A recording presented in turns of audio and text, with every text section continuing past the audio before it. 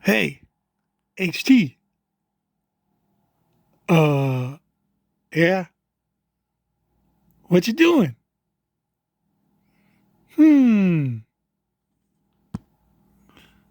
The HT is about to put forth his reasoning showing that the laws of logic are wrong. Whoa! That sounds impressive, HT. Take it away. Alrighty then. The laws of logic are descriptive, not prescriptive. Kinda how Newton's laws describe how the planets move, which makes them descriptive, while Einstein's equations give the reason for this motion, making them prescriptive. The laws of logic are generalizations for how the universe works at the macroscopic scale where humans reside. They represent reality close enough that they can be used as modeling devices. But at their core, they are wrong.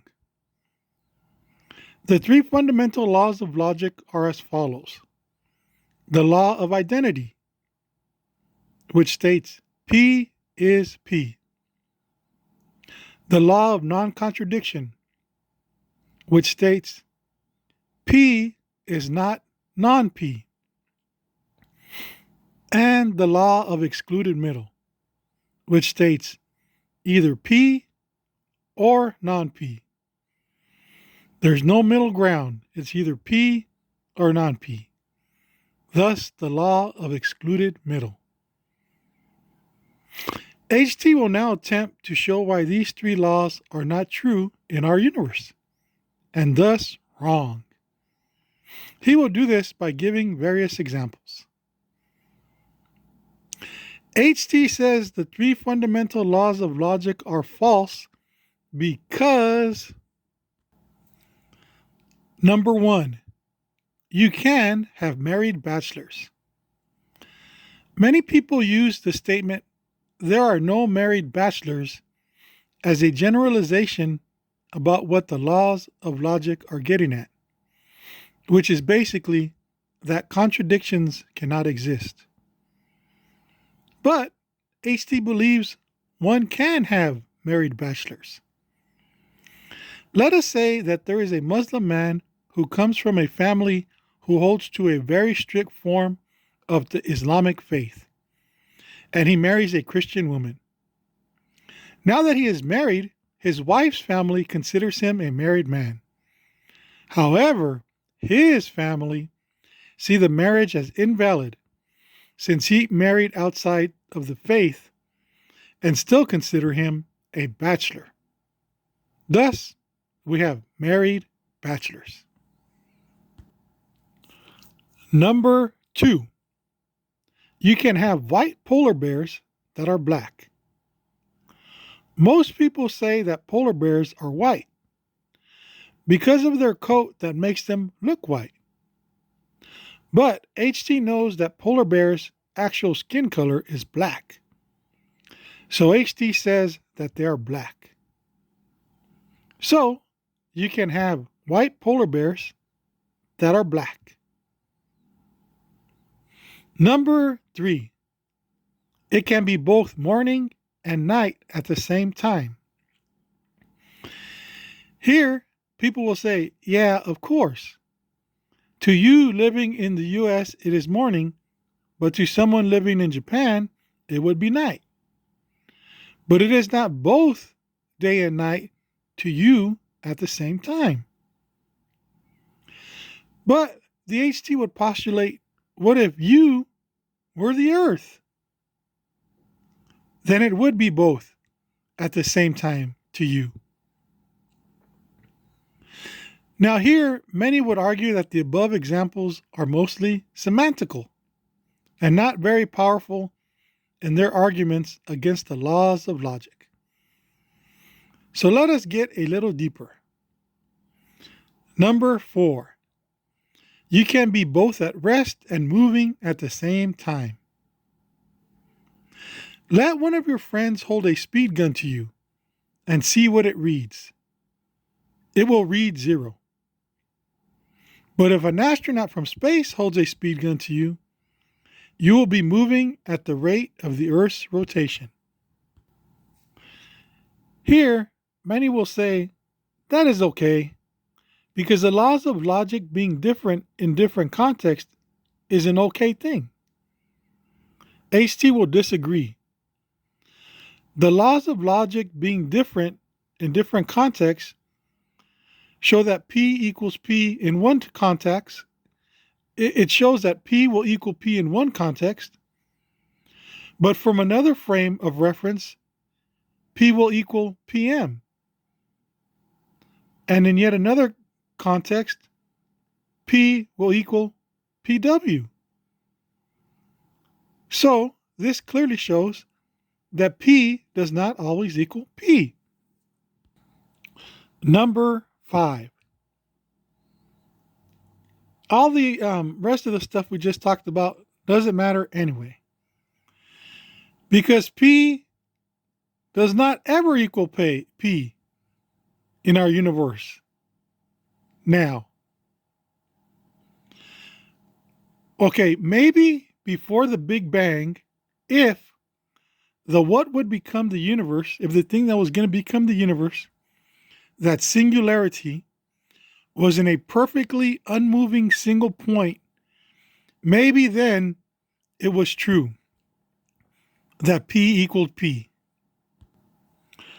But since the Big Bang forward, P equaling P has never held.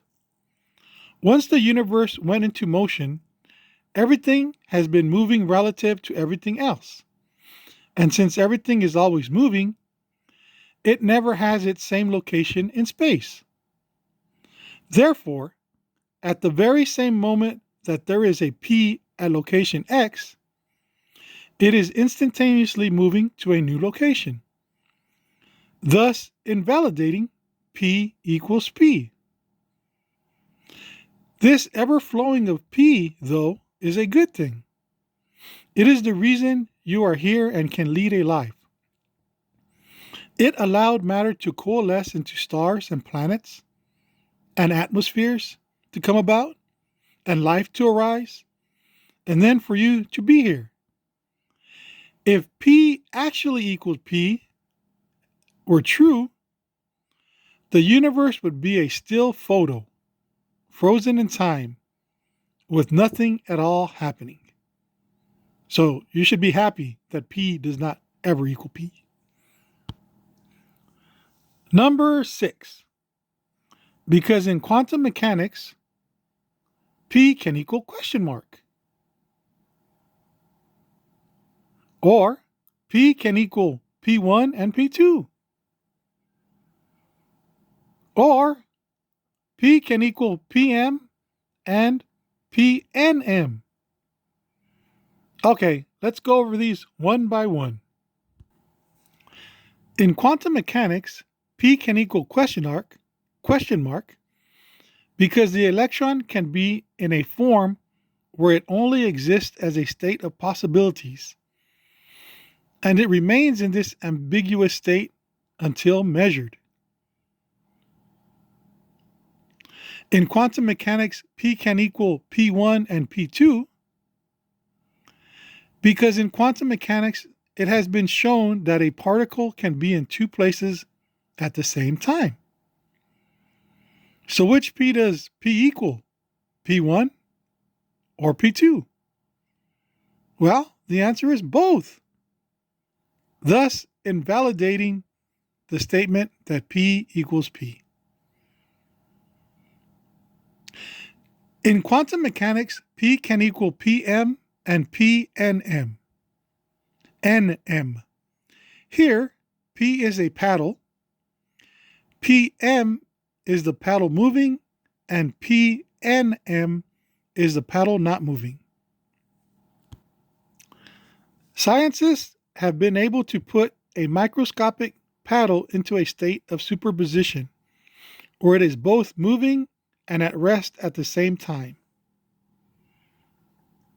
Now, this scenario being different from HT's earlier one that showed how someone could be at rest in motion at the same time.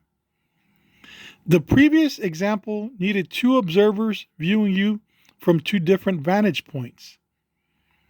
In the QM experiment just described, it is the same scientist who is seeing the paddle act in a contradictory way in real time.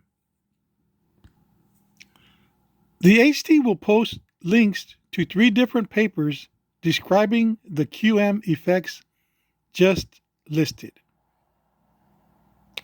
Another reason why HT feels logic to be fallible is that it seems to be too subjective.